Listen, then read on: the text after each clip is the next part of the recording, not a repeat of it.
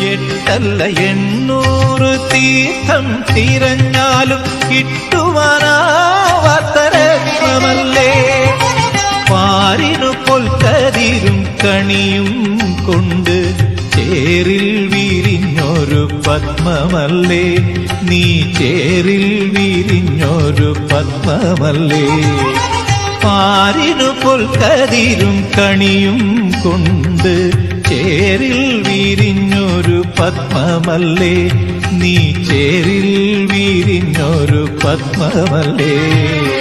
ചേർത്തലയ്ക്കെന്നും കീർത്തിയായി നിന്നും കാർത്യായനി കൃഷ്ണഭഗിനി.